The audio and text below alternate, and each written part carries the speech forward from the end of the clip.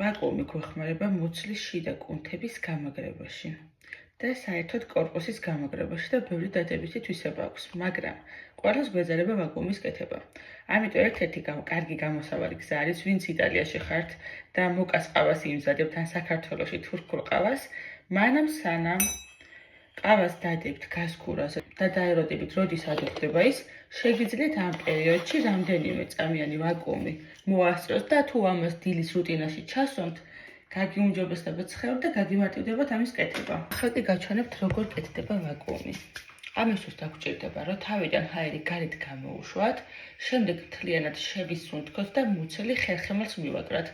ასევე შეგიძლიათ თავიდან დასაწყისში ცხვირზე ხელი მოიჭიროთ და შეისუნთქოთ. ცადოთ. მოვადუნოთ კორპუსი. რაიმეს დავიყრდნოთ.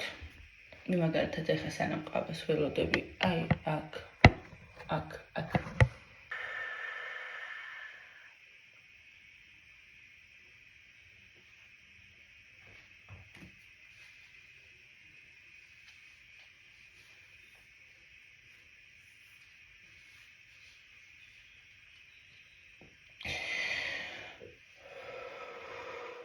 შეიკავეთ მოჭიმური მუცელი, მანამ სანამ გაუძლებთ და როცა უნდა ამოისუნთქოთ, მთლიანად არ ჩამოაგდოთ მუცელი, ეტაპობრივად შეეცადეთ, რომ ეს ჰაერი შეუშვათ ორგანიზმში. ეს ასევე ხელს უშლის აი ამ ადგილში შებერილობას, რაც ქალების უმეტესი ნაწილის პრობლემაა. ვაკუუმის გაკეთების მეორე გზა არსებობს, უფრო სწრაფი. შეგიძლიათ დამდგარ მდგომარეობაში სწრაფი შესუნთქვა გამოსუნთქვით, გაიმაგროთ აი ეს ადგილები.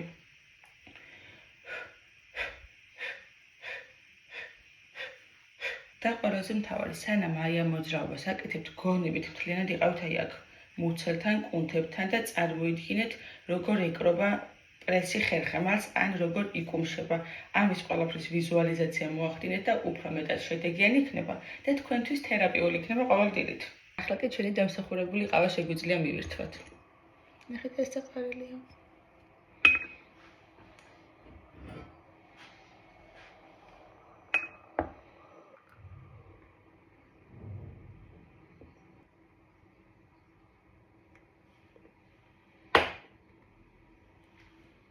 ბედნიერი დღე.